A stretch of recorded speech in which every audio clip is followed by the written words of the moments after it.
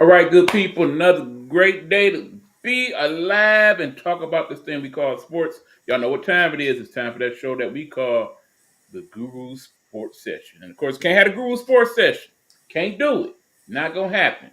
Without that dude, they call the Guru. You know, right there under his name, just imagine it says the Guru. Had a production company take care of that, would you? In the meanwhile, without further ado, switching him to the big boy seat, Hugh Lee, what's happening? What's up, E man? How everything going, man? Hey, I'm ready to get it in. What's going on? Let's do it. What we talking? What we talking? You already know, man. It's kind of like it's a tired subject right now, but it's something that I wanted to discuss and get it out the way.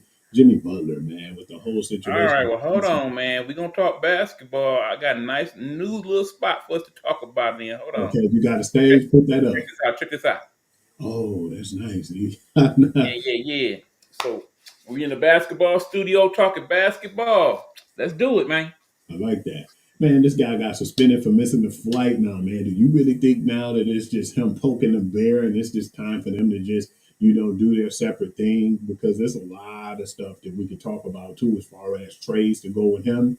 And I just feel like right now that's starting to get old. He's not going to act right in Miami. It's time for him to move on, man. And there's a lot of teams to be interested. So I just want to know what's going to happen next because that trade deadline is coming up pretty soon, February the 6th.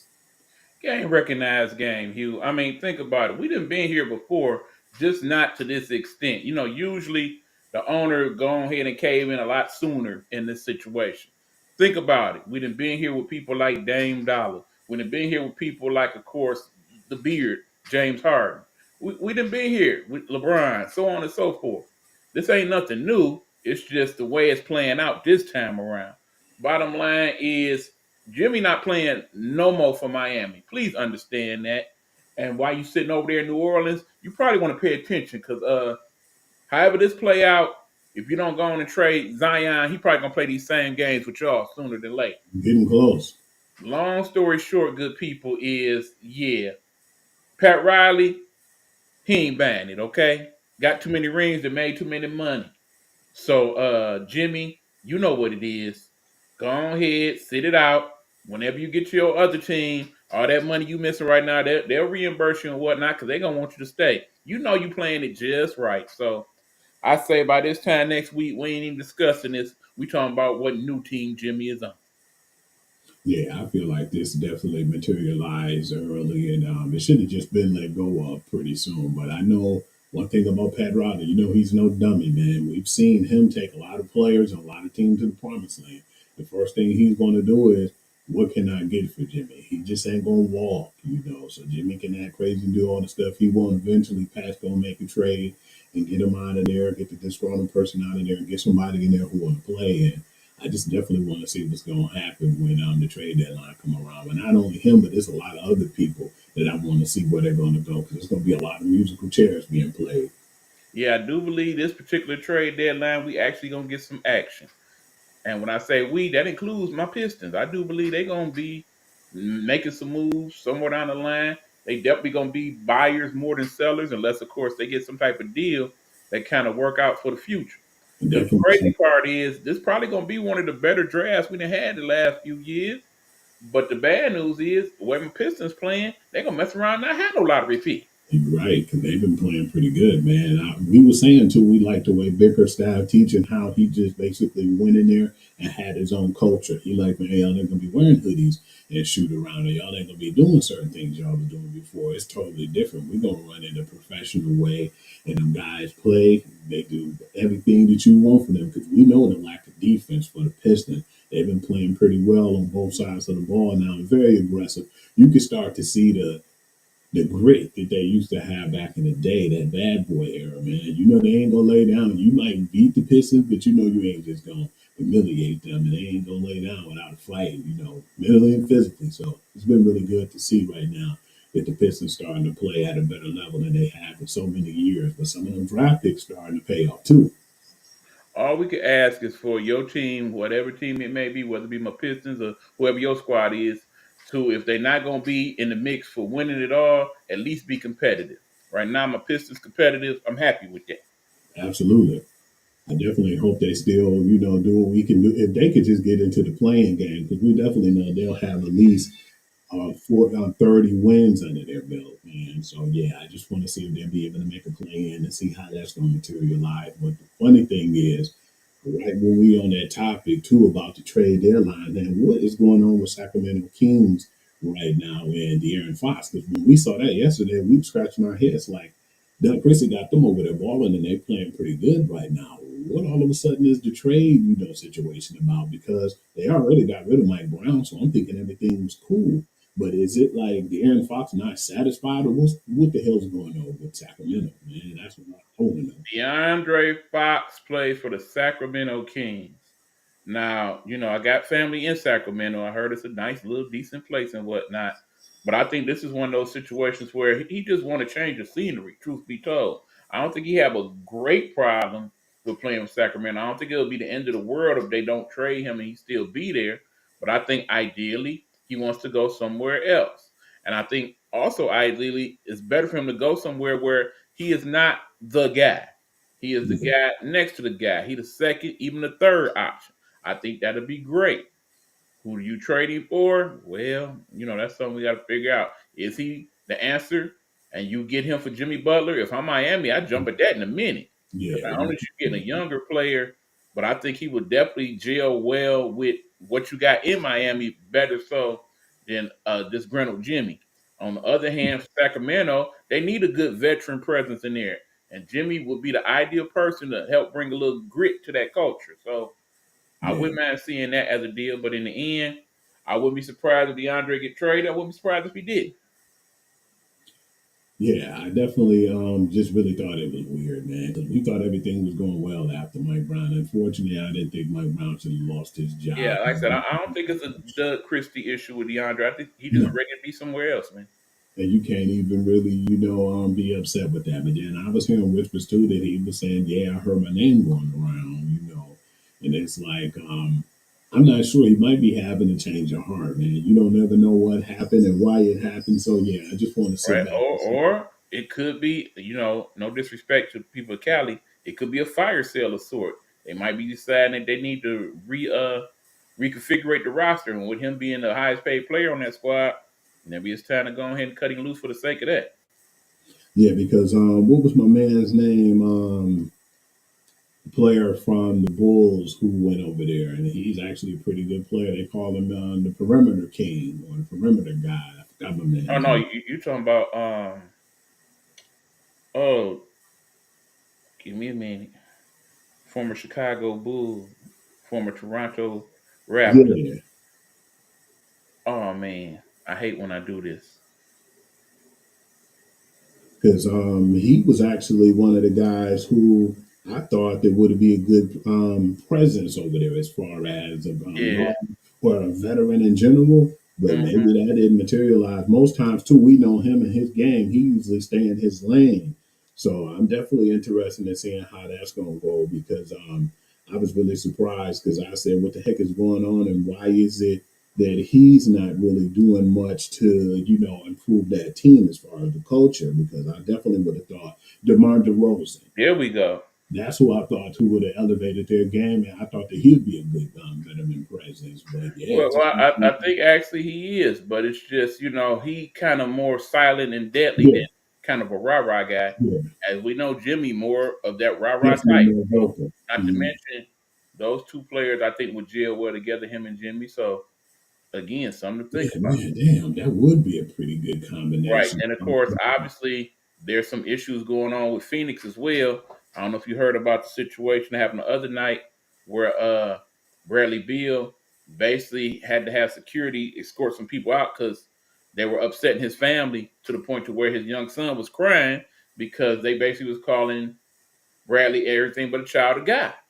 That's crazy, man. We talked about that before, man, in the past. What is it going to be, or what do we got to do for the fans to stop heckling, being crazy, and doing some of the things that And they do? it's not so much the heckling that goes back to the beginning days of being a fan. It's just we go too far. Yeah, it's starting Some to of get us too go personal way too far. because we heard that before with Russell Westbrook, man, Right. and a lot of And players those who people that's said like, that. well, we pay our money and no. Come on now. Some things just ain't to be said the way they get said. Yeah, and they're too close, man. You know, they're too close to the action. So yeah, Right. we've seen things happen and materialize that wasn't supposed to happen in the first place. Definitely us coming from Detroit. You know, we know the malice at the palace. So we know Absolutely. things like that, man. How close are you gonna really keep these Right. fans to the point to where you keep them to the point where you're gonna have to keep a boundary to them, man. Yeah, I hate for it to get to the point where okay, now we got to start caging in the floor because You don't have to happen. crazy stuff will happen if we don't. If we get to that point, we might as well not even have fans come to the stadium. We might as well just Mhm. all watch it on TV. Like the COVID years, and nobody was in the crowd at all, but the players and Exactly. everybody on the You don't bench want to and go the back to that, personnel. do you? Yeah, man. I want to talk about a accomplishment too yesterday, man, and I was really surprised with that because that caught me off guard with LeBron James being sixth on the all-time steal list, man, passing Maurice Cheeks, man. I never thought that he had that many steals. That's why when people give him his credit, man, you really got to give this man his credit. He got the scoring, title right now. I believe he will. I'm not sure how close he is with the rebounds, but to be in the top six and steals too, man, it's like you got to give LeBron credit, man. For all the people who hate him, man, they hate him because his greatness. We got to give him his flowers while he's still here, because I don't think that that's being respected a lot, man. That's huge for a guy of his stature, too, man.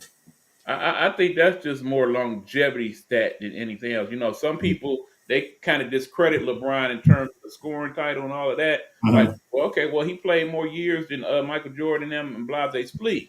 And then the 3 point line. Understand? You got to respect it even more so because of that.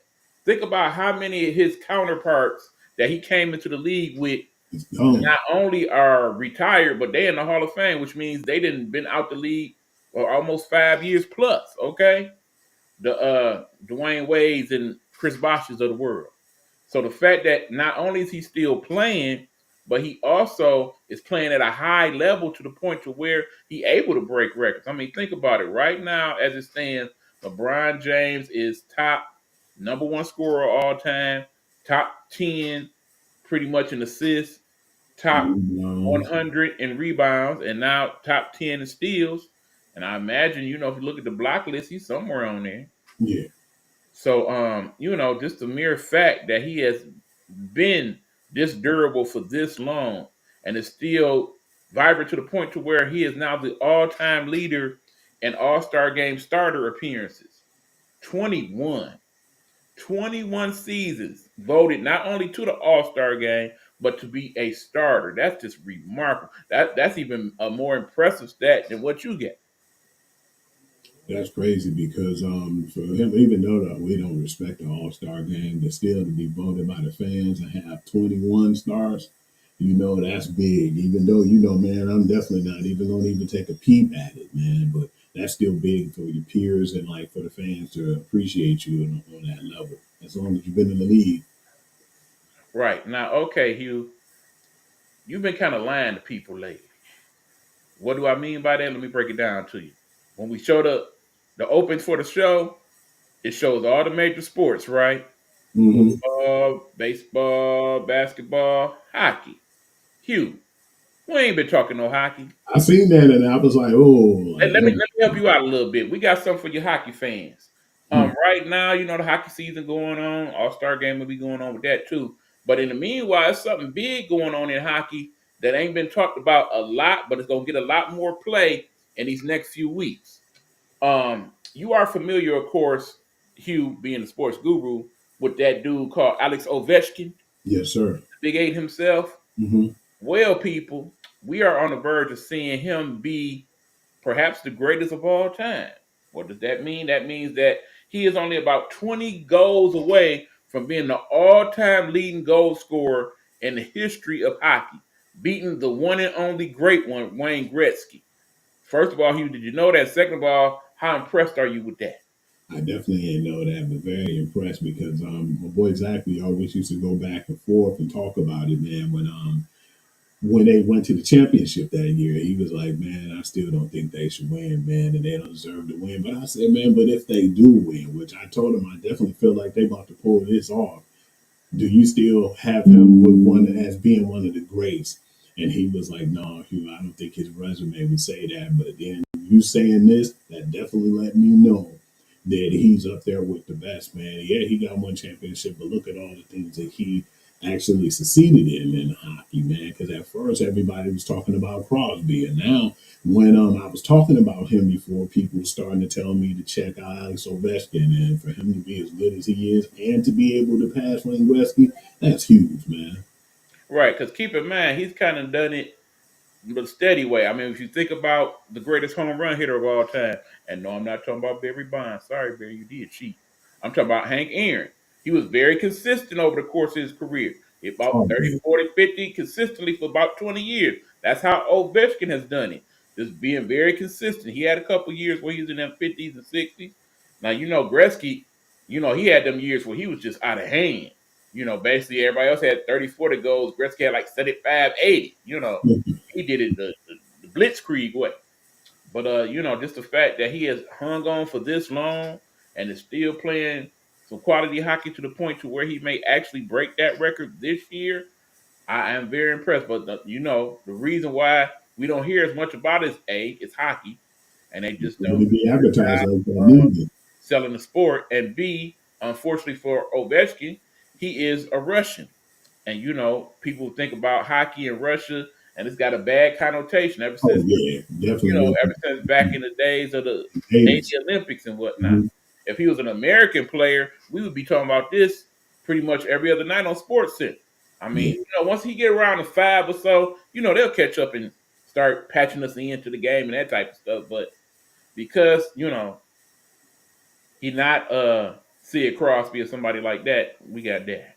What make it big too for me is not only if he could succeed that, but then go ahead and win another championship, man. I think that would definitely make it, arguably him being first ballot once it's his time.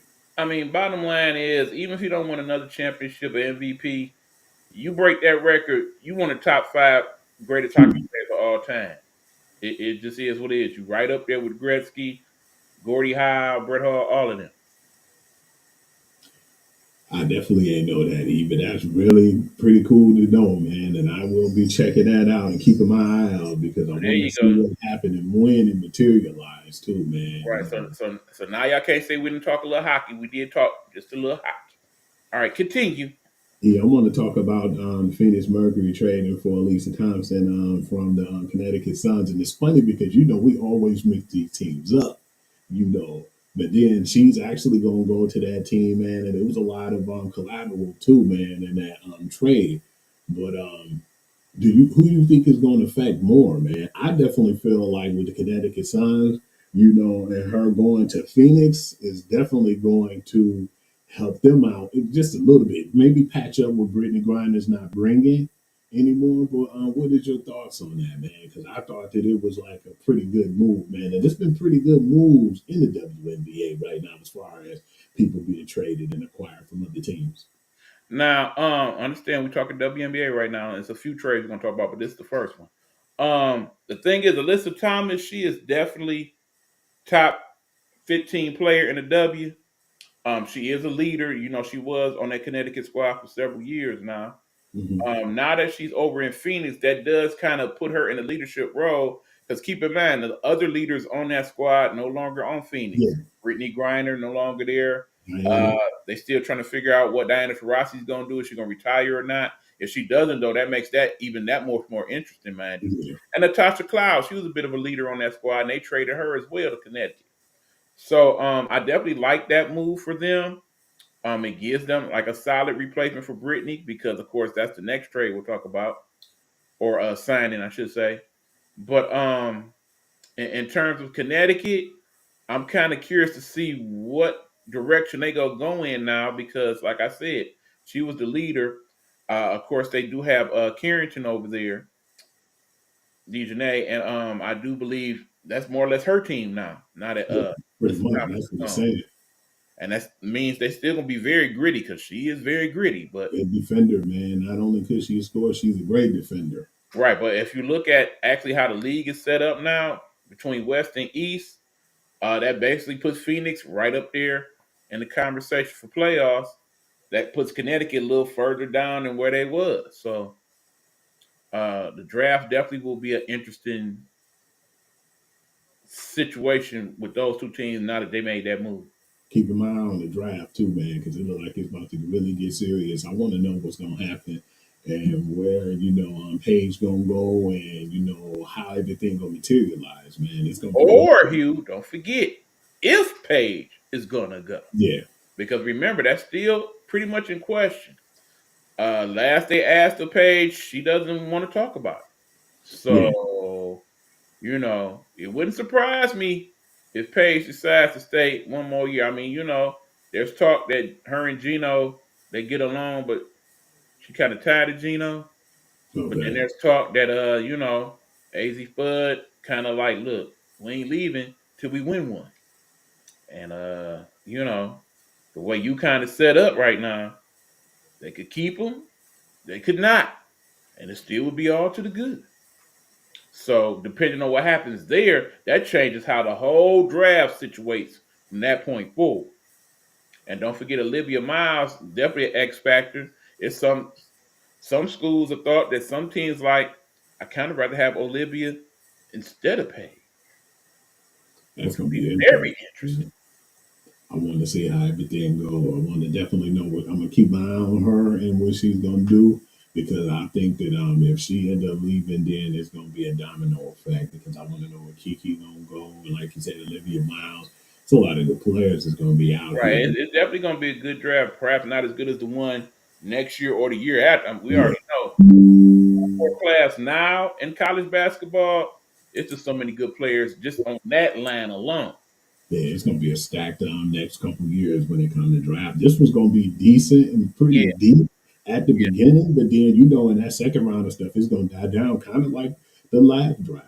We seen it and we knew some people then. It was like, man, who's all these foreign people? And it got to the point where he was like, man, hey, we done seen what we wanted to see, and on to the next. But it was crazy because we're right in the time when we was having this conversation yesterday too. Brittany Griner ended up being traded, and that's what well, actually, she wasn't traded; Hold she on, was a Hugh. free Hold agent. on.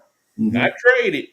She was a free agent. She Yeah, signed that's what I somewhere was else. saying. She was a free agent, and I was surprised that she went to Atlanta too. But I kind of figured it was going to be a 1 year deal, because we know that salary cap going to rise after this season, man. So I thought it was a smart move, of course, for the 1 year, and a lot of people taking that 1 year because they know that money's about to come. But what do you think her impact's going to be over there, man? Because they got a nice little team, and they really started to look good I last mean, season. it's an immediate impact if they play her in a way that would be effective. Keep in mind, part of my issue with Phoenix last year is like sometimes they went to her as let's run the offense through her. Other times, because they had Tarasi, they had Cloud, they had Cooper, they kind of ran the offense through them.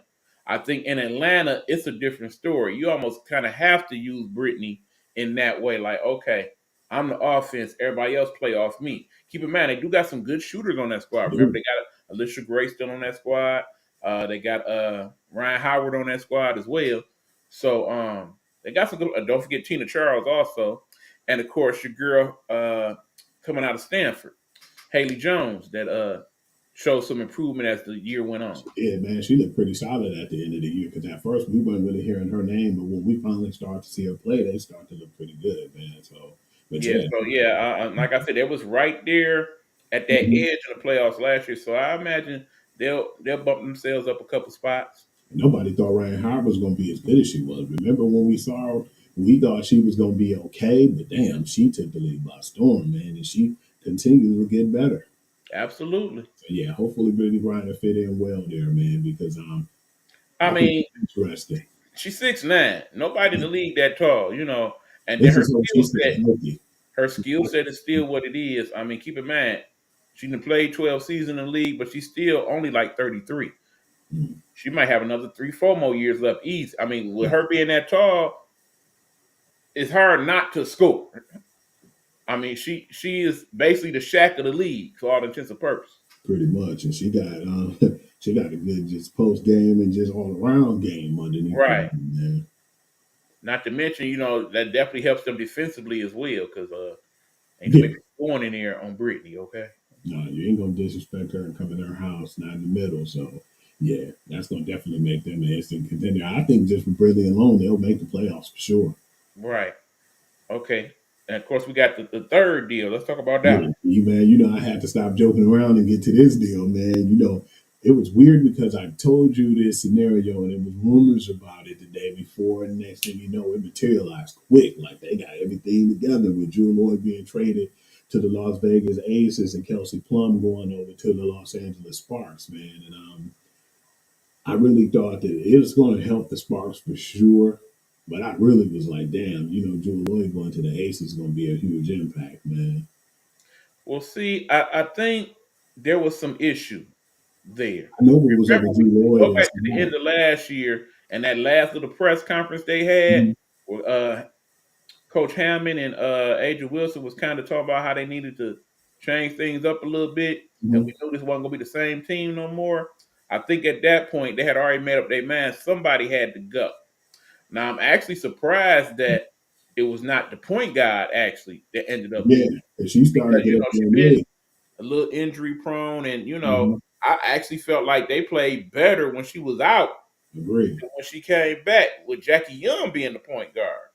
So I'm kind of interested to see how this dichotomy works because, of course, Kelsey Plum ends up with the Sparks, which is actually good for them. But definitely the Aces got the better part of this deal because they get an impactful player, top five player as far as I'm concerned, when you talk about Jewel Lloyd. Because I understand Jewel Lloyd, she have her nights where she kind of there, but when she on, Oh, and you add that to Asia Wilson, who's basically just the best player in the league right now. You put them two together with the point guard and Jackie Young, probably the best two-way player in the league. Depending on what they got coming off the bench, because the bench is kind of worked out between free agency and the draft with the Valkyries and all that. I say they're right back in the mix for that top squad next year. I want my homegirl Liz Kitley to get healthy too because I forgot she was over there, man. And yeah, they got some pretty decent play over there, man. But like you said, with Drew Lloyd, that's gonna impact so much over there, man. And then Right. And it's then just exciting. we already said that the Sparks probably would have made out better last year if Cameron Brink hadn't got hurt when she did. Absolutely. So now with her being healthy and basically working out some game over there in the unrivaled league, you of course got Hamby, who's an excellent player. Then of course you got the kid Kia Nurse, former UConn great. You throw Kelsey Plum in the mix because they needed some good shooting. Or with And now Kia. they got that, and then of course they still get a decent draft pick as well. So I definitely want to see how that plays out for the Sparks. As far as Seattle go, clearly this is just a rebuilding season for them for the most part. And what was up with that, man? Because I was hearing too last year that it was things that went on and materialized that Drew Lloyd wasn't too excited with it. I don't know what really went on and we can't really Well, speak. I know one of the things was the coach, and of course, as you know, damn near every coach in the WNBA seemed to got the boot last year, and that was one of them. So that was part of it. Then, of course, they said it was probably some not so good chemistry between her and Skylar Diggins Smith. But as you know, Skylar has unfortunately had that issue with people in the past. Absolutely. And it seems like, man, when you look at it and you were saying that now, it's like Scholar seems like she has been the problem late. Remember what happened with Diana Taurasi, man? She couldn't get along with her and they was arguing on the bench.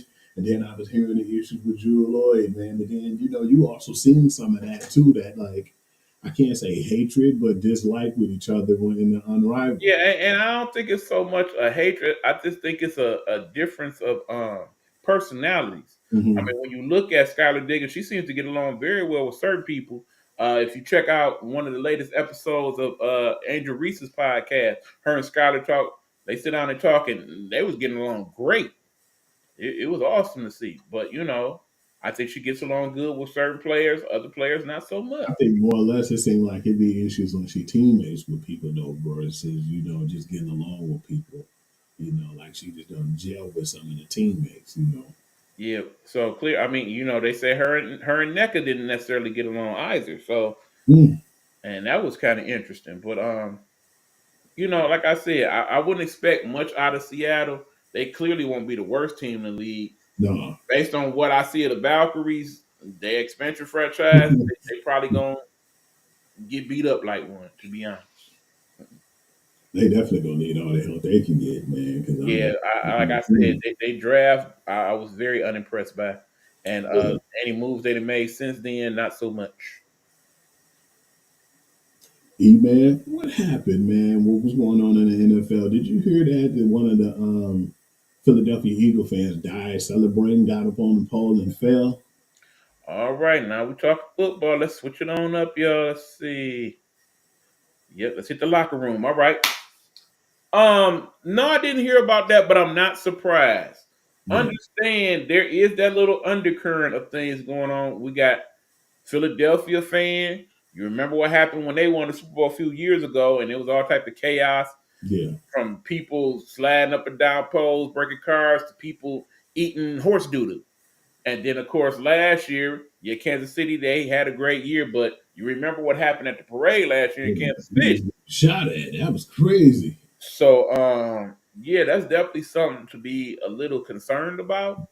But that's not necessarily an NFL thing. That's just a fan thing. It's a Hmm. Philly Kansas City thing, Yeah, unfortunately.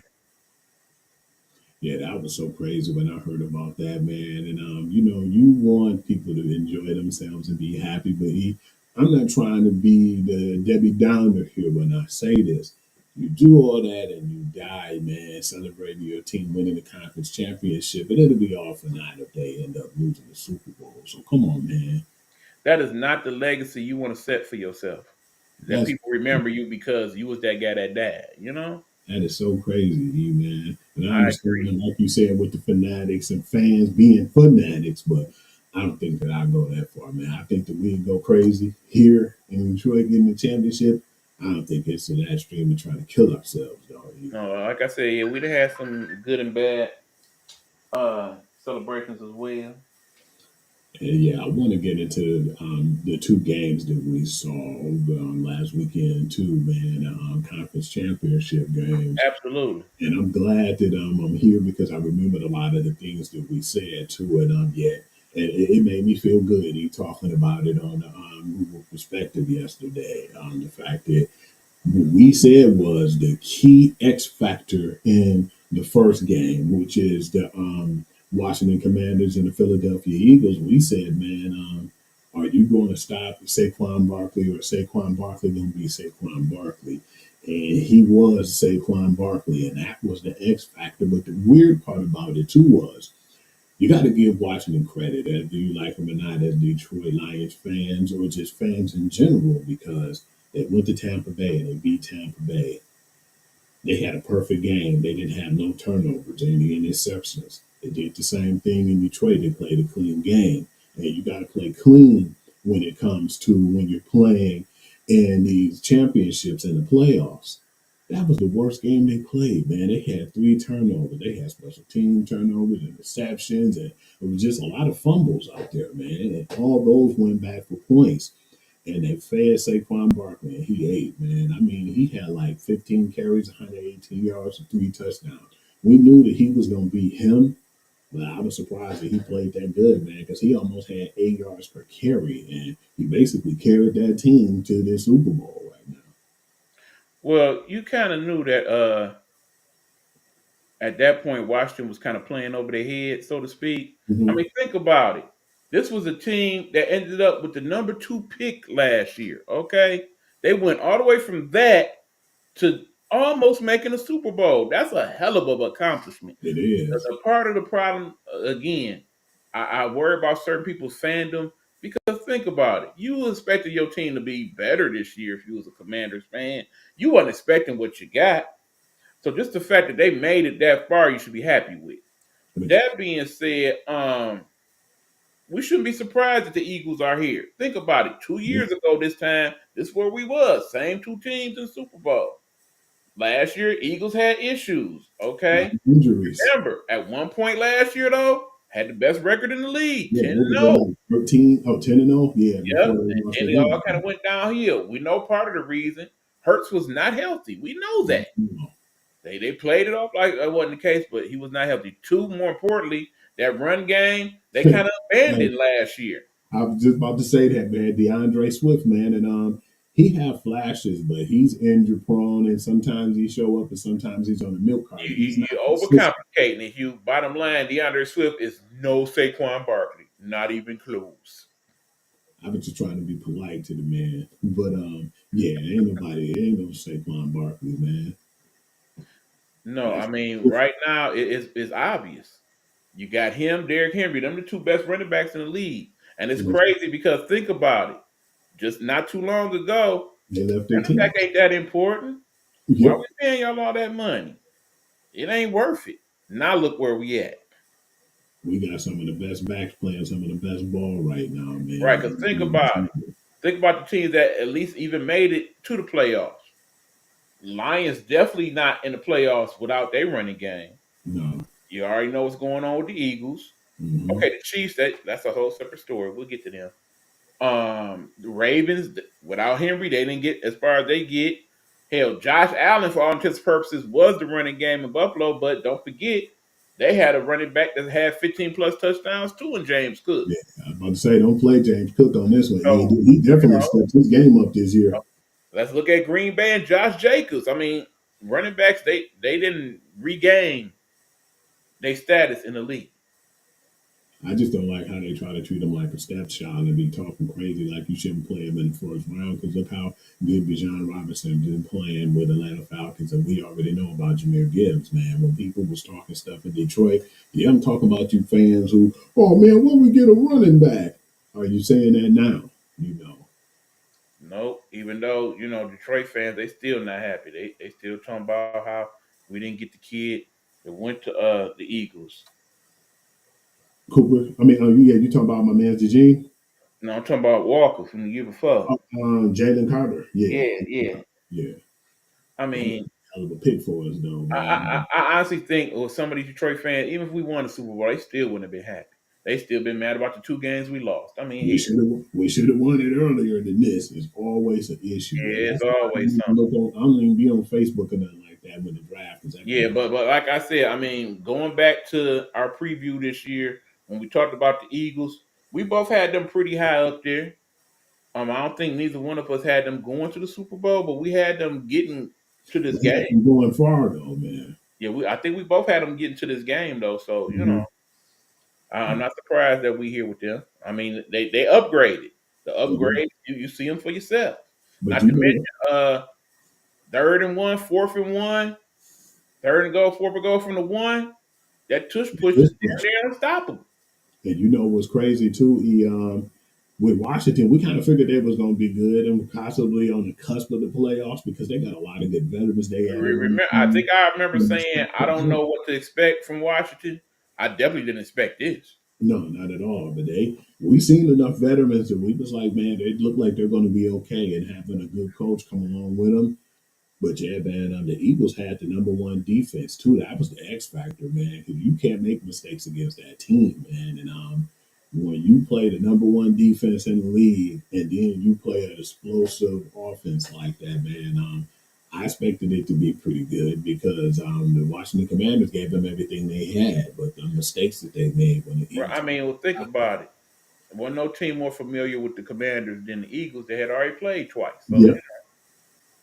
And yeah, it's that not a score surprise. Yeah, basically let you know that Washington came far, but they're not quite there yet, man. Because that final score was 55-23. Because I thought they was gonna take their foot off the gas, but they just kept going, man, and let them know, hey, we that team, you know. it served a double message. One, yeah, we going to that Super Bowl, and two, remember this butt whooping next year. Yeah. Man, I want to talk about the next game because a lot of people been giving me stuff, man, the last 2-3 weeks, and everybody think it's conspiracy theories that's going on, man. And one of them was the fact that a lot of people wasn't too thrilled about what happened with John Kincaid when he caught the pass on the 3rd and 3, and it looked like he had the first because the ball was right there on the tip. But when you seen that his knee was down, and that's when he stretched. You got to keep if your knee about to go down, you got to already have that ball in place. You can't do it after. And that was one people were talking about because they said that they didn't even respect the sticks, and that's supposed to have been a for sure first down. But when they got the stuff play on Josh Allen too. A lot of people was like it was 4 inches. He got that inch. But people got to realize too that that yellow line is not always the official line, you know. So when I saw that, it was a lot of people heated, man. I'm talking about you talk about fans were saying like the refs helped out Kansas City, and that's the reason why they're in the situation they're in. And not only that, when I looked up too, it was to the point where my man's the comedian Bill Burr was even discussing and saying things like that. I said, man, regardless of the fact, man, you know and I know, Ian, it's just honest opinion. I told you before they lost, I said, man, check this out. I said, where they messed up at is Buffalo had plenty of chances, man. They just couldn't capitalize. Look, people, we got to stop with the whole conspiracy theories about the refs and all that. We didn't went through this for as long as I've been alive, Hugh. They said they used to cheat for the Yankees. They said they used to cheat for the Bulls. They said they used to cheat for Golden State. Yeah. Basically, any team that's winning like that, part of why they won like that is that. You know the real reason why this is more of an issue now. It's because we live in a day and age where sports betting is a multi-billion dollar industry. So when people lose their money, they get upset because this is America, and unfortunately, we care more about our money than our people when it comes to most of these things. The Absolutely. NFL is no exception. And you know what, too, man? What I tell you, yeah, I told you this 3 years ago. I said, you know what I like about right now? And you said, what, Hugh? I said, Kansas City is winning. They won the Super Bowl. I said, when they win their second Super Bowl, people going to start looking at them different. They win the third Super Bowl, they're going to be the team you love to hate. Everybody hate the Kansas City Chiefs now because they are doing well. They're winning. They got this repeat thing going on. They got that target on their back. They're just a team you love to hate now because people hate to see teams win.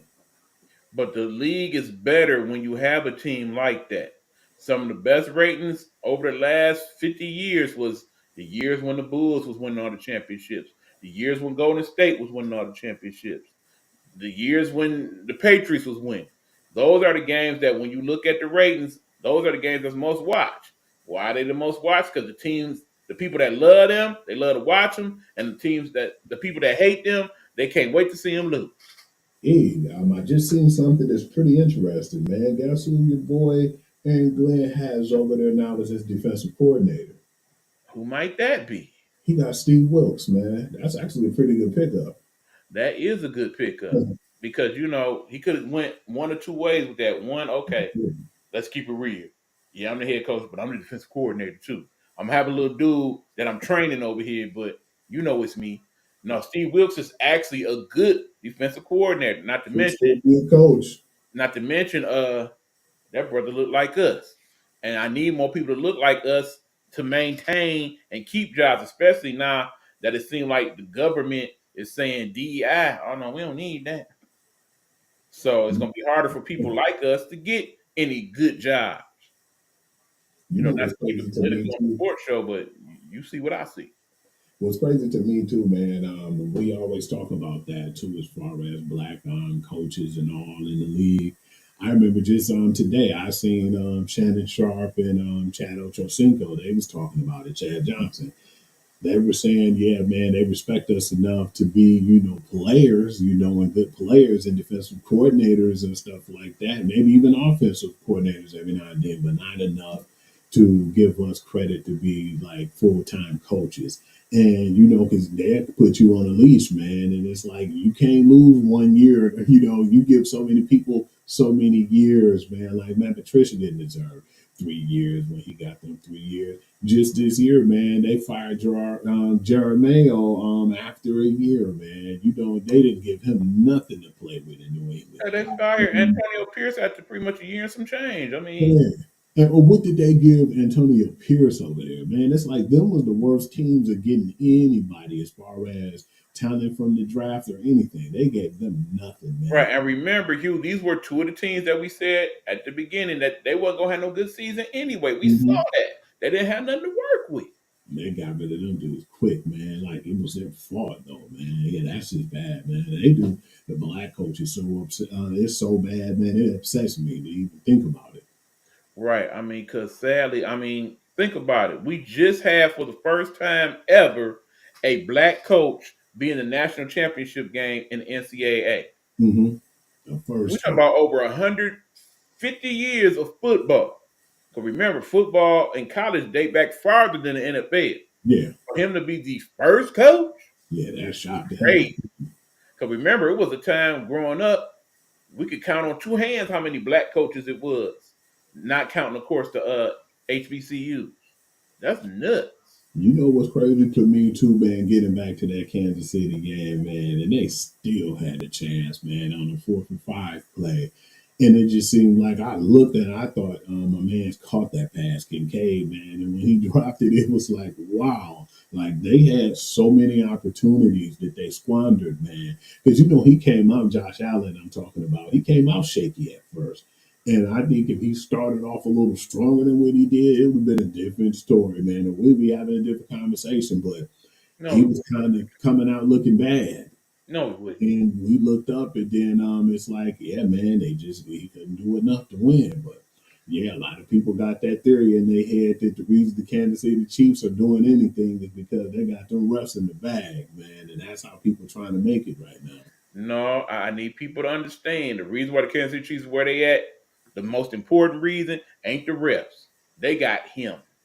I don't know why we don't want to get that man his propers. I understand that we live in a day and age where many of us grew up watching the great Tom Brady and Peyton Manning and all them do their thing. But right now, as we sit here, we are watching one of the best quarterbacks to ever do his thing in Kansas City. Give that dude Mahomes his credit. Because, like I said, without that dude on the squad, they not even a playoff team. They not. It's sad because he got so good now, we don't even consider him for MVP. We just say it's a given they gonna be good. They got Mahomes. He don't even get no consideration in the thing. I mean, they did have the best record in the NFL, even better The than ours because again, last game, they rest everybody we're pretty not much. gonna count that Denver game. We already know if he would have played, they would have whooped Denver. Come on.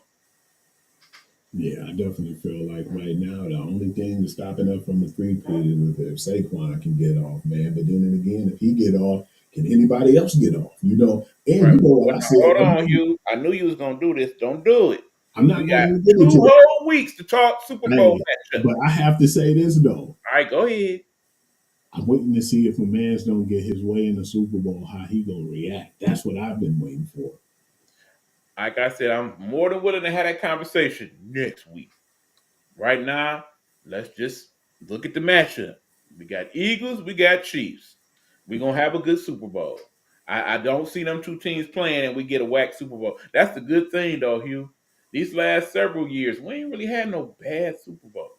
No, I think the worst one we've seen in a long time is that Patriots versus was it the Rams that time? Mm, Yeah, that one was pretty rough. But other right. than that, they've been pretty competitive. Rams Titans, that wasn't too good to the end. Oh And yeah, no, I still say to this day, though, in my humble opinion, the worst Super Bowl ever seen: San Francisco 49ers, San Diego Chargers. oh yeah, when they just ran It, buckshot it, through it got them. so ugly so quick, it was just off. Yeah, and I thought Junior Seance, and I thought they was gonna act a fool too over there, man. That's the one you talking about, right? With Junior Yep, Seance, with that's the one. One with Jerry Rice just got stupid. Him and Steve Young. yeah, man. I'm definitely interested to see what's just going to unfold, man. But like you said, we got 2 weeks, man. I'm gonna chill, relax, and we're gonna look into some more NBA because you know we about to start getting more Sunday games and like games like that on Channel 7 and 4 and like the regular primetime Right. TV. So And that's definitely gonna help the ratings because I think part of the problem they having with NBA is most of their games is on on TBS, there. TNT, Mhm. ESPN. A lot of people don't have that. You know, they good with showing an occasional game on ABC, but when you look at the NFL, not only are you getting it on Prime Video and Peacock and all that, but You you know, also on get plenty of TV. games on CBS, NBC, uh, even a couple on ABC. So What's been good with them too, and I think to really help them out because remember at first, even though their ratings wasn't really messed with that them going to ESPN, but people got to remember the ESPN is Channel 7. All the Monday Night Football games was on Channel 7 this year, man. You know, so that made it even better. So they're good at advertising, man, and I just hope the NBA That advertises. that that is their strong suit. They are good at selling the game. Absolutely. Okay, we're gonna take a quick commercial break. When we come back, I do believe we got a little women's college basketball we're gonna talk about Mm-hmm. and get into that. And again, men college basketball. You want us to talk more about you? Give us some more to talk about. I done Please. watched quite a few men's games.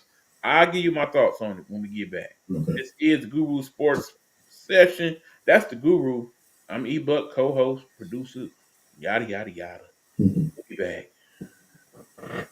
Hello, hello, hello. It's another glorious day, my T sippers, and you know what time it is. I hope you have all of your comforts together because it's time to dish tea. And you're dishing tea, darlings. With Big Meat. Can't wait, can't wait.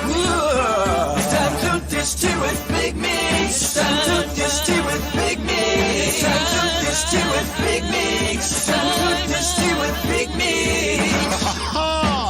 Dog. Hold up, hold up.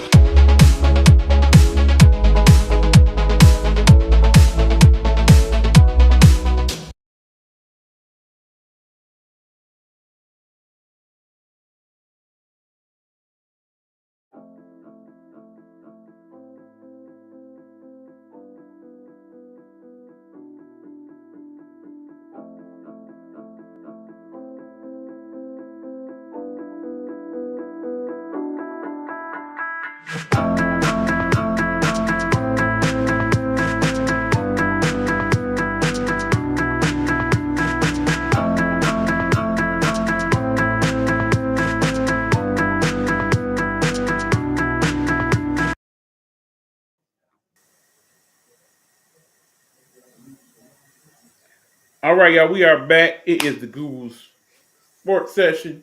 I'm eBuck, your co-host, moderator, and such. That's my man Hugh Lee, the Guru. When we last talked to y'all, we was about to get into some of that college basketball, particularly the women, because it ain't that we don't like the men, but unfortunately, the men's game starting to get clogged up, very much like what we've seen in the NBA. Way too much 3-point shooting, way too much. Not enough defense, okay? Not to mention some of your better teams ain't been playing quite as good as you would think. Remember, top two teams that we went to the season thinking we was gonna see some good stuff from, that Duke squad with the number one player in the country, Cooper Flag, and that squad in UConn going for the three-peat. They doing all right, but it's just all right. As we thought they'd be, though, they're like a cusp of being average, pretty much at best. I'm not seeing enough from neither one of them teams. Well, like, oh, I got to watch this. I can't wait to see them play. I'm just not seeing my. It's certain players on the men's side. That kid out of Rutgers, he looks pretty good. 6'10" Man, guy. balling, man. Yep. Of course, you got Caleb Love, who seems like he's been in college forever over there in Arizona. Yeah, And, it's players like that. But again, just not. I mean, that kid Danny Wolf in Michigan is kind of intriguing. 7-foot center with point guard type skills. But for the most part, I'm not seeing a lot out of the men. So that's pretty much why we ain't watched a lot of it. So here's what we're gonna ask you, the audience, to do for us, okay? If you got your favorite college squad or your favorite college players on certain teams, let us know. We'll start tuning in, looking at stats and whatnot. So at least when we get to this part of the show, we'll have something to talk about with y'all, at least until we get to that part of the season where the madness begins. oh, absolutely. That's all we seem like we waiting for, man. It seemed like it's dragging so far because how bad things been this year, man. Definitely, like, because like you said, with Duke's not really playing that well, your UConn's not really playing well. My Tar Heels, they haven't did nothing too spectacular, Right. and Gonzaga ain't Gonzaga so much this year. I mean, it's just, and that's usually one of the better teams. Like remember when I said to you the other day, I was like, damn, Iowa State number 3. Auburn, number one team right now. Yeah, and Granted, Auburn, Alabama, SEC is doing good over there in college basketball, but just ain't a lot of excitement there. no, not at all, And man. Michigan State got a pretty decent squad, but again, not a lot there either. Auburn surprised the heck out of me when I found out they was Yeah. number 1 there because But no, it seems like when you want to see some good quality play, the games you go to is the ones going on over there on the women's side. And we Pretty much. definitely got a good one the other night. Let's talk about LSU, South Carolina, Hugh. Definitely like that game, but then I didn't like the end of the results and some of the things that materialized. A lot of the unprofessionalism and the classless stuff that was being done. But the game, all in all, was actually pretty good until it wasn't. At one point, it was like a 16-point lead in that fourth quarter. But yeah, man, they did smart. They had a good strategy, man. You know, to get Florida out of the game and don't really let her beat them. But yeah, it was just one thing that people got to realize too. And I was talking to my homeboy Ruben about this just recently, and it was funny that he mentioned that to me because I definitely heard what Kim Mulkey said when she was in the press conference. She was like, "Well, yeah, they're a talented team, and they should be. Hell, they got 10 McDonald Open or McDonald All Stars on their team, you know." So yeah, of course they're going to be a good team, and it's like they don't really have nobody who's great, but then they got a lot of collective really good players over there, man, and they're disciplined from Don Staley. So you got to give her credit as well as being a coach who prepares them. They wasn't prepared for UCLA. I don't think nobody was prepared for how good they're playing this year, but they seem like they come out and they be prepared on the regular, man, and that was I feel like the difference, you know. I would definitely say right now, when you look at women's college basketball and your top three coaches, they right there. You got Gino, you got Don Staley, you got Kim Mulkey. It's them three, and then everybody else kind of get in where they fit in. And it's like it don't seem to matter what type of people they put on that squad, whether it's 10 McDonald's All Americans or basically the best of what's left, you're gonna have a quality squad because they have a system. And that system is very, very, very rigid in terms of okay, this is how we do things. I understand that you are people like that kid Fu Wiley, who has had some good games for South Carolina, but Take too in many this shots. game, she kind of was like, "Yeah, I'm on TV. Let me start doing what I do." And Dawn basically had to be like, "Okay, boo, yeah, you want to go on and sit down. This ain't about you. This about us." And we always talked about that. And that was weird because we was like, she gonna leave because man, we feel like it's a disconnect with her and Dawn Staley. But when we start to see her play, we was like, sometimes she seems a little bit selfish and she's a me first type of person. And when you do that, man, Dawn just got to give her a taste of reality. But yeah, I think she needs to be better as a teammate and to get everybody involved in the game. If she wants to continue to play at a high level and respectively be on Don Staley's team, because if she don't, then she can find herself in a lot of trouble. Because at first we blamed it on Don not getting along with her and not really liking the fancy stuff she do, like the dribbling and some of the passes. But we started to look at it and look at the bottom line, like she shoots too damn much. Right. I mean, because think about it, it's some very good teams right now on the women's side of college basketball. Very good. When you look at South Carolina, of course, my UConn Lady Huskies, Mhm. Notre Dame, a lot of great players on those teams, mind you, but they You play in a team hey, concept.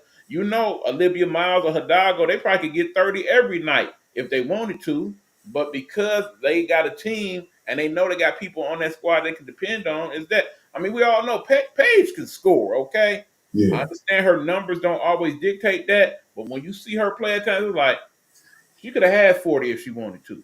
But she yeah, is very much a team player, very a very unselfish. team concept team, where they more concerned about defense at UConn than it is offense. Same with South Carolina.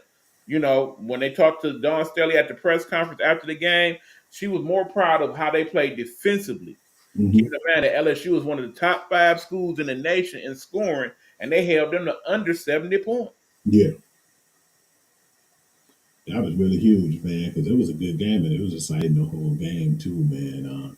It wasn't really it was pretty close at the beginning, like I mean, yeah, the first half in particular, yeah, but that second half, South Carolina, they put a whole nother level on it. yeah, they That definitely. defense was outstanding. And that's what I want to continue to see too, man. Because like we knew they were good offensively, but the defense seemed like it stepped their game up. I still feel like they're still missing a big to go up against some of the other bigger teams like the UCLA's. But still, if they can continue to play like they play and play within themselves and continue to execute and play good defense and play off of each other, I still feel like they'll be right there, man, when it comes chance to the Final Four teams in the league. Right, because remember, they big got hurt, but also what I would like to see is for Wiley take a little step back, and I'd Yeah, like to see that kid Joyce Edwards. the number 2 freshman recruit in the country, step her game up a little more because it was She times in was that doing pretty game good. she looked like she gonna be on that next level. Absolutely. Because when I seen her, I was like, man, she's playing really lights out, man. And just was really happy to see a lot of the players they got over there because we already knew that they were going to be talented. But I didn't think they were going to have. I thought they was going to have a little drop off. So I'm really surprised with all the players that they have and some of the players who stepped their game up with the team. But I think, long as, like you said, they'll be in that system and have a coach who's defensive minded like Don Staley, I think they'll be And okay. keep in mind, it's more or less a younger team over there. Yeah, you got a couple Very young. seniors on there, but they still got a lot of young kids, and they got one of the top 5 recruiting classes in the country coming in, so they only gonna get better. And you got to say the same thing about LSU, man, with Kim Mulkey, man. They're only going to get better, man. Yeah, That they SEC recruited is well stacked. as well. That SEC is so stacked right now, man. And her going over there at first, we was like, why would she be able to go there? Now we see why. She messed around, went over to LSU and won her a championship, man. And she preached defense, and they look pretty good when they play on the top of their game. So, yeah, it's just not over. I just really felt like they had the advantage, a little bit of an advantage as far as South Carolina because they was at home. That's the Right. only reason why. And I do want to give credit to a couple of the players. For one, Anisha Morrow for LSU. Basically just a rebound and scoring machine. Man, that She girl is is leading the huge. country right now in double doubles. Only 6 foot, but just very scrappy. I mean, Mhm. keep in mind, she probably would have made out even better last year if not for the fact that her and Angel Reese was playing together. So she kind of took some of her rebounds from her. But now it's like her post to dominate.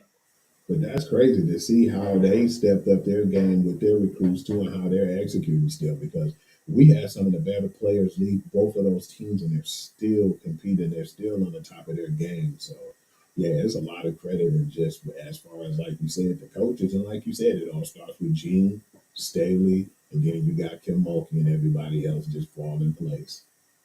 So yeah, Absolutely. man, it's gonna be really good, man. We getting so close, man. We almost in February, man. So we got Right. about a month Now, out. now, Hugh, remember what I said. I think by the time we get to March Madness, there will be no undefeated teams on either the men or the I women's side. believe that too. I We still got one believe that. undefeated team left right now, UCLA. I When did think it's they only play one game I USC? can see them losing right now, and I think you know what game that is. Yeah, I'm trying to see when they play now too. I'm getting pretty interested in that one, Okay, man. well, like I said, we're gonna look up y'all they schedule for y'all right quick to give you an understanding of what we're looking at there. I'm gonna keep my eye out on that game because I really want to see when they play USC. Of course, my ladies playing right now.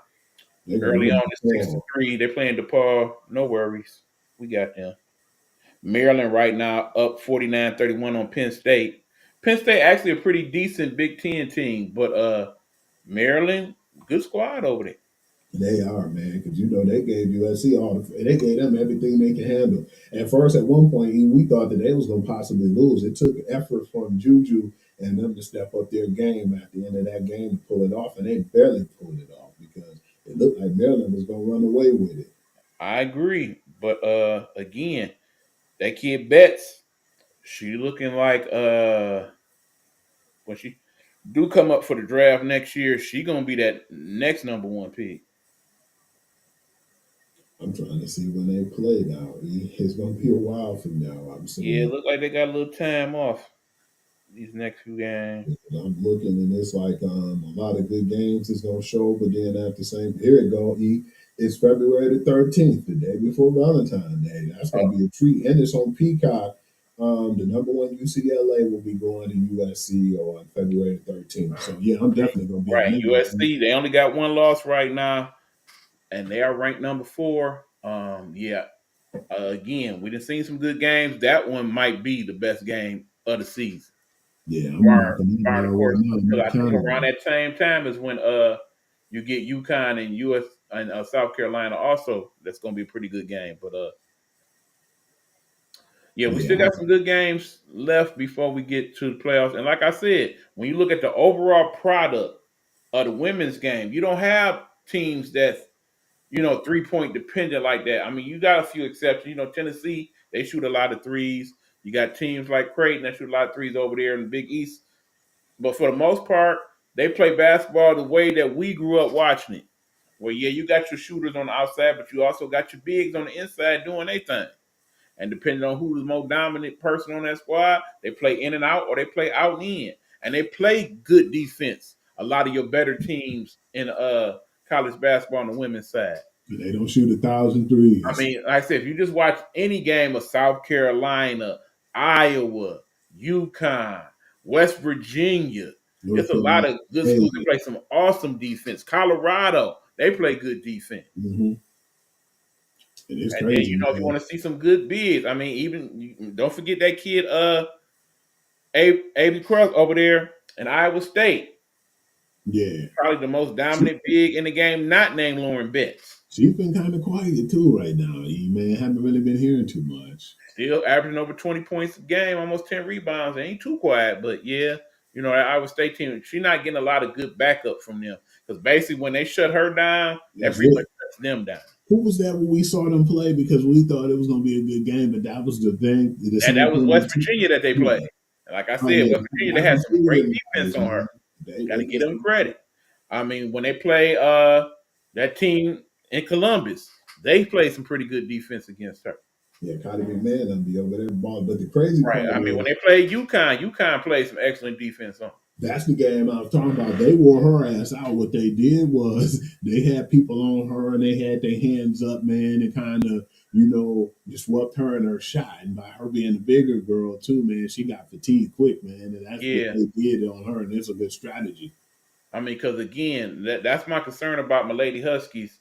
Our bigs just don't contribute the way I need them to, particularly when they play the better schools like a USC or South Carolina, which, you know, that might be a good game. They might get routed. I don't know. We'll have to see how it play out. But, you know, when they come to teams that's on their size level, I ain't worried about them at all. It's those teams with the quality bigs and the shooters like the Juju Watkins of the world that concern me, like the Notre Dame and Hidalgo and whatnot. I mean, man, I really hope we don't run into them no time before the Final Four. Yeah, because those games they struggled with USC and with Olivia Miles and Hidalgo with Notre Dame. But all in all, I still feel like they had a chance to win that UFC, but I just wish Paige was just a little bit more selfish and took more of the shots that game that we saw. But yeah, man, it's just a whole different. Actually, I think they might have won that game if Azzi Flood had been healthy at that time. Yeah, because I don't think she was. She played a little bit, but it wasn't enough for her to really be consistent. It was getting her feet what wet. Was it, like 11 minutes or something? It wasn't that much. It wasn't even that long at all. Yeah. But not, like I said, if you want to see the quality basketball, and I know some of y'all like the girl, this is not the girls' game that your mama and daddy grew up with, okay? It's some quality games to be seen. That's why you see so much of it on TV now. And like I said, you can go to FS1, you can go to NBC Sports Network, Peacock, ABC. You know, if you got the little sports streaming thing, a lot of those games are on that. So, you know, used to be a time you could hardly find a women's basketball game. Now they just as plentiful as the men's game. It's funny too, because when NW. Because remember, Shaq was saying that too, and I think a lot of the men got offended when he was saying, "Yeah, I watch the college basketball, but more the women than the men because the men game is trash," you know. And it's like, I know he wasn't trying to hurt feelings or be disrespectful, but yeah, he actually hit a point there, a valid point, because the women game is so dominated. You see, because if you watch WNBA last year, you seen like your Angel Reese's and your Caitlin Clarks and some of the more dominant people in college try to transition into the WNBA.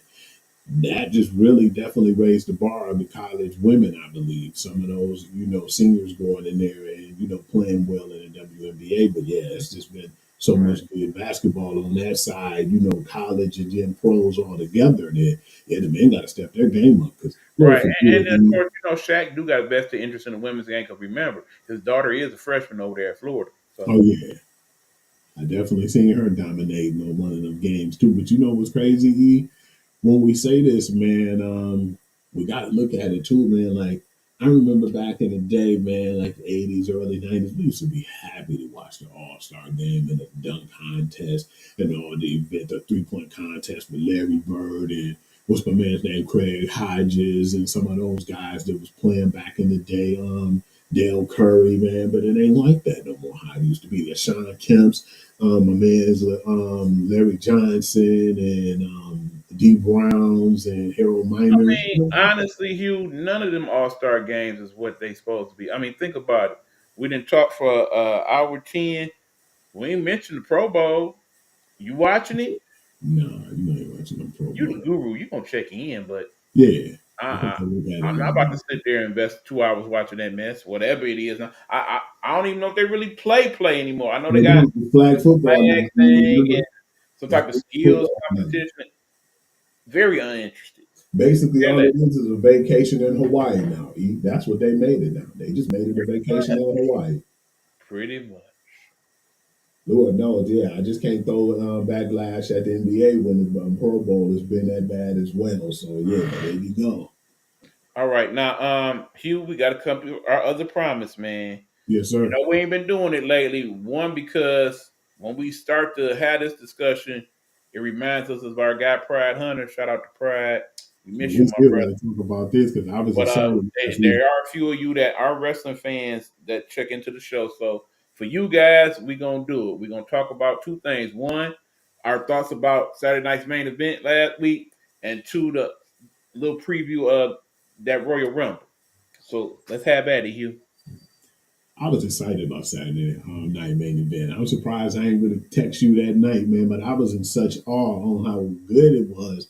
The Monday Night Raws on Netflix look good, and it looks like it's the main event and a big stage, but they I didn't mean, come through. it's just like we on EV Monks and we look good, but you know the content is bad. I mean, not with us, man. We doing our thing, but in terms of Netflix, after that first week, it just ain't been good. It just Yeah, ain't. you might get a good match or two on there, and that's it, man. For the most part, it's just like a soap opera, man. I mean, that's the thing. It's more soap opera than it is good matches, and the Mm-hmm. soap opera part ain't that good either. I mean, the whole thing with the whole Big E situation and New Day sucks, Man, they wore that out, man. and Wore you it can out. send them on vacation, bruh. It was cool at first to see that them two stuck together when we thought that they were going to separate with the beef in between them. And they looked at it like we had all this stuff happen because of you. And I was like, okay, I do like that because nobody seen that coming. But now it's like, man, they dragging it and dragging it. And Right. I'm like, come on, And man. see, then I really thought about it the other day. Part of what I'm having a problem with Raw, as far as the men's roster, most of the major players on the men's roster that they showcasing is the older guys, the Yeah, CM Punks and the Seth Rollins and yeah. I mean, all them Brandon. dudes in their 40s. I mean, they wrestle all right, but they ain't skilled like say like the Motor City Machine Guns or players like that. You know what I'm saying? I never really bought into CM I, Punk. I mean, I always we need to told see you that. more Brian Breaker. I mean, that dude a good wrestler, Yeah. man. But SmackDown seemed like they got all everybody now, man. Especially when Right. this I call SmackDown them is Samoan definitely the better show of Dynasty the two right now. with the bloodline and stuff over there. Because that match with Braun Strowman and Jacob 5-2, at first I was saying, man, they better not pump my man Jacob. But I didn't think that match was going to end up like that, man. Because he dominated Braun, man. And who would have thought that? Dude, that dude Jacob Fatu, He the you know who he truth. reminds me of? Oh, A young Jimmy Superfly Snooker. dude, he's to be as big as he is, man. I was Exactly. surprised he can do all that stuff. Man, who damn near 300 pounds? What is he like, 280? Right. 285. To get on them ropes and jump off like that second rope and the third rope to a moonsault, and he jumping out on the announce table on people. That dude talented, man. Right. The whole family talented though. I would say he probably one of the better, bigger wrestlers I've seen since somebody like maybe a Bam Bam Bigelow. Agree, or that Big Boss Man when he was in his prime. Exactly. Yeah. Like the Vader types, man. But yeah, Right. Like a young Lex Luger, people on that level. He on a whole nother level though, man. I like him But too. yeah, he is. Like I said, I really hope they give him more of a put. I mean, bottom line is, by the end of the year, he should have somebody's belt. Okay. Oh, yeah. He definitely should have been a U.S. champion or something by now, man. And I think that honestly, I don't know the direction right now, but I think he gonna turn on Solo, man. And like because it seemed like they already doing their own thing anyway. Him and Exactly. my man's Tonga, what's his name? Tonga something, but One yeah, of the Tonga heavies. was And I don't even beast, know what man. happened to the other dude, but He was injured. But yeah. they better off without him though, man. I think that with them two, they're I better mean, off right too. now, I kind of just want to see my man's do his thing solo dolo. Oh, He can get Samoa rid of the Joe, heavy and just, yeah. at this point, just kind of take over. Yeah, because he definitely made me keep my eye on, just wrestling in general, man, because I Right. see how dominant he is. But yeah, but I do like that fact too. That Triple H is the one who putting his input in too. That dude got a mind for the business because we remember how when he ran and how well he ran NXT, and he doing it now with Raw, and it was crazy because I think that last WrestleMania was the first WrestleMania that he was the one. Him and Stephanie was the ones producing. It wasn't no Vince, so. Yeah, man. Just his eye for the business, the way he had them come out to the ring, and I don't know if you've seen how he the one created a lot of these things. I Like, mean, and, he the one kind of improved. Like, they've yeah, been at the Royal Rumble, but it was his idea to kind of have the numbers and who go first and whatnot, and yeah, like a lot bring of people from the past to be in the Rumble out the blue. That was his idea. he come up with a lot of good ideas to keep things interesting. But like you said, unfortunately, Raw needs a whole change, man, because SmackDown, like you said, has been a more dominant brand, and that was rare to see how well Right. SmackDown are You, doing. to be honest, again, and I guess we just feminists this week, but it's the female part of the Raw roster that make the show better than anything Agree, else right now. agree. I definitely like I the mean, going female. back to that Saturday night's main event, that was another good match between Rhea Ripley and Nia Jax. That was a good match, man. I Nia, definitely need to man, see them wrestle each other more often. I know you know this, E man. Let's get that skeleton out of the room. She looked like she trimmed down a little bit too, man. Because Nia she Jax, seemed like absolutely. she could hold her weight a little bit more in the ring, literally, man. But yeah, Rhea Ripley's been on another level. I do like Liv Morgan though, man. I just think she looked wonderful, and I like the her bodyguard too. Right. And again, whoever's idea it was to finally have the women have like an intercontinental belt and a U.S. That's championship, good, man. definitely a great idea. Yeah, because you're gonna have mid card women who need to work their way up. So yeah, man, it was just a good mind for a business, man. Because there's some good things and there's some things that we want to improve, but for the most part, man, there's been a lot of good as with Right. WWE. And again, I don't know if they're gonna do it again this year, but remember they had the pay-per-view where pretty much it was like NXT versus such and such versus such and such. I would love to see them do that again. Like a Survivor Series or Yeah, something like something that. like that. They should go back to the old school Survivor Series, man. Remember, like even we came up in the '80s and early '90s, where like me and you and a couple other people on teams, and I get pinned, I gotta leave, and y'all three gotta go. Right. Y'all go as far as y'all go, and if another person get pinned, it's the two of y'all. So yeah, it was more like a Survivor Series. Like, man, I Yes. hope they go back to that format because I thought that was really entertaining, and I hope Triple H, see that and go back to that as well because that was really good. Right, because right now, in terms of the pay-per-views, them is the better ones. Stuff like that one. Of course, when they do the King and Queen Arena every couple years. Um, of course, Money in the Bank, that's the one. Truth be Yeah. told. That's the And one. most times, man, and I know too, like when me and the fellas, when we was watching them and we used to be over here at my house watching pay-per-views, we mostly watch the big four. Sometimes we'll watch some of the in-between pay-per-views, but most times we'll make sure we go out the way and watch the big four. And y'all know who the big four is. In case you don't, obviously WrestleMania, Mhm. SummerSlam, Survivor Series, Survivor Series, and what's the fourth one? um, Survivor Series, and Royal Rumble. You said that one, Yeah, right? Royal Rumble. Yeah, exactly. Yeah, because they've really been good, man. A lot of talented people gonna be in this Royal Rumble too, man. So Yeah. yeah, I think Now, my thing is this, Hugh. I'm thinking, okay, John Cena not winning the Rumble, but he definitely gonna have some type of major play in that thing. absolutely, man. And I think him and CM Punk gonna beef, man. It seemed like remember the shot he took at John Cena. But what I like too, man, is you seen how my man's dogged him out Sami Zayn the other day. That was Yeah, big, man. He clapped at CM Punk and CM Punk ain't say nothing. He was like, "Oh yeah, man, I heard you mention my name." He was like, "Yeah, man, this a case, Sami Zayn." And he was like, "One thing I am that you not." because I main event, and I was a main eventer. You can't say that you main evented like me at WrestleMania, you know. And I was like, dang, man, he actually got a point, but I'm not really feeling Punk like everybody do, man. Maybe it's me.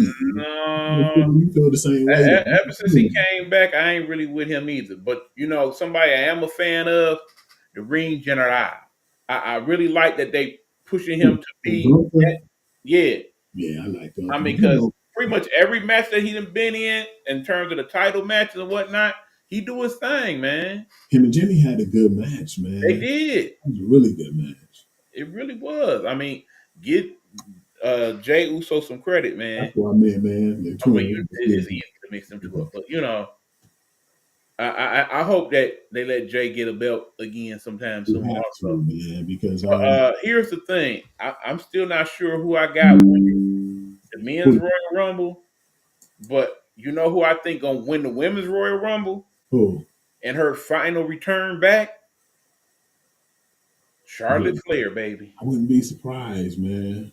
I wouldn't be surprised. It would be the perfect way to bring her back. But she's been out for a while too, and you know when she. Yeah, well, I know she's been rehabbing an injury, but also you know she spent some quality time with her husband, and we ain't seen much of Andrade lately, so I don't know what's gonna happen there. Nobody use Andrade like they should, man. No, talented dude. He is definitely a much better wrestler than some of them garbage luchadors that they bring, like Phantasma League. You can throw all of them away. And it's crazy too, because I'm not trying to diss Phoenix, you know, or none of the guys like that, but it's like, come on, man, you know. Right, and the Pretty Deadly Stick, I'm kind of tired of that one because them two actually is some pretty good tag team wrestlers, but you know.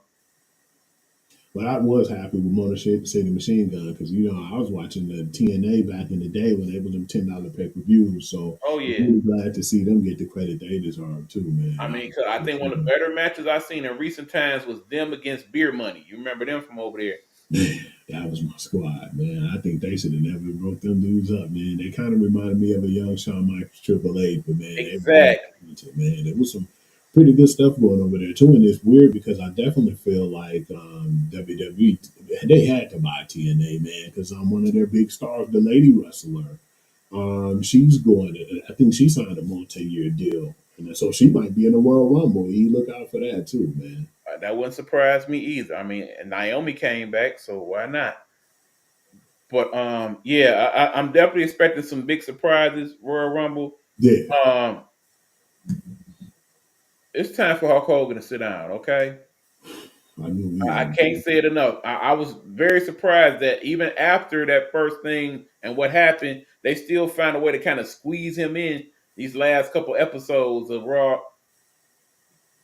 They booed the hell out of him, man. It wasn't. Ever since I found out how Hogan think I just can't smurf with him. Yeah, man, it was like nobody buying that, man. Hey, dude, I know you seen that meme, man, but I didn't know the whole time Booker T be looking at him like that. No, man, they'll show him and they'll show Booker T giving him a meme mug or the side eye. I was like, man, he didn't messed up with a lot of people, man. But I don't think he'll never be able to take that back. And not only just black people, just like white people dislike him because they all feel like he's fake and he's not authentic, man. They don't feel like he's a real person, man. Like the real American, nah, man. They think he phony as a get, man. And he messed up. Especially since he hitched his cart to number 47.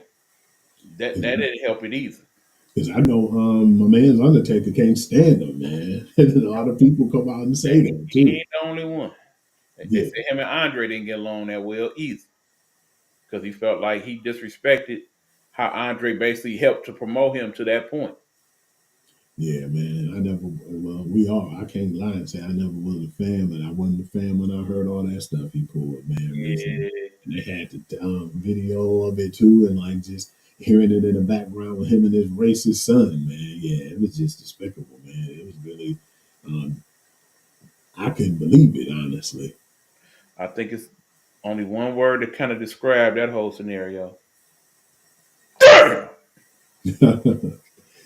yeah, I'm interested in seeing what's going to happen. It's sad because I look more to the SmackDowns and the Saturday Night main events than I do Raw now, man. Because Yeah. I forgot the Whites are on SmackDown now. Dang, they moved them. They moved the Miz over there just recently. Yeah, again, thank you, YouTube, for setting it up to where y'all had a condensed version so I don't have to sit there do Oh, 2 and 3 hours of foolishness. no, I didn't know that, man. That's something that's good for me too. Again, you know, I constantly preach that as a tool, y'all. If y'all don't have a proper time, if y'all basically in that TikTok mode of, I just want to see the quick version, pretty much if you go to YouTube, they got quick versions of everything. Everywhere from the Unrivaled League to the wrestling to the NBA and NHL, pretty much any major sport. Even the tennis, they got little condensed versions of that you can watch. Yeah, I definitely didn't know they had all those like condensed versions, man. I'm Oh, gonna absolutely. pay out more, man. I think it'll be You better. literally type in NBA condensed highlights or whatever, and it'll just pop up for you. I don't be wanting to see all the commercials and stuff neither, man. It'd be too many. Yep. Okay, that being said, good people, it's about that time. It was a good show. Let them know where they can catch more of that good content from you, brother. You can catch me at Sports Guru to You on Facebook. Mainly, I put up different things like late breaking news and the scores and highlights of sports. On Instagram, I'm Hoovy. I advertise us right now on Wednesday show, the Guru Sports Session, and I talk about the Guru's perspective as well. That comes on Tuesday at 1 p.m. Of course, our show right now, the Guru Sports Session, comes on every Wednesday at 9 p.m. And you can catch me on sportsguru2you@gmail.com if you want to ask any questions or anything that you want us to put in on the show. And on TikTok, you can get me at Hugh.Lee6 as well. I put up all the highlight reels and the different things of sports and what's going on around the league, and they're all basically highlight versions. You can catch me on there as well. So that's how you can check me out and continue to check me and E out and support us, man. We appreciate you guys. Yeah, and also we're gonna start to try to get more to our little reels onto TikTok, little bits and pieces of the show. So you can check that out if you ain't had time to watch the whole show or whatnot. The condensed version. Also, check out my new podcast, y'all. I know, like, you always doing something. Well, this one, it shouldn't be hard. I mean, basically, remember, we've been trying to figure out what to do with my Spotify audio podcast. Well, we have decided to go ahead and let Unc take it over. Uncle E, of course, that'd be me. And the show is Uncle E, okay? He's basically telling you certain things about various different aspects of life, things good for your mental health, for your psyche, things you should think about, things to teach the kids, all that type of stuff. So the podcast is named Listen to Uncle E. You can find it on Spotify. On my next episode, it will be entitled, I'm kind of worried about that egg thing. What's that about, you say? Don't check it out. And don't worry, like I said, it's not going to take up a lot of your time. 10 minutes or less for these podcasts. It's a mini podcast. That's the beauty of it. So if you got a quick time, you in the bathroom chilling right quick, or you in line somewhere at the store or something, like, you got a quick 5-10 minutes to kill. You wait for your muffin at McDonald's, go ahead and turn on the Spotify, listen to Uncle E, and check it out right quick for me. We appreciate you. Definitely appreciate that, man, because I know when I seen the episodes, I was like, oh yeah, I can definitely check those out, man, and kind of get into them. Yep, so that's all I got. What about you? Yes, sir. That's all I got too. You guys be safe, man, and thank you guys for supporting me as usual.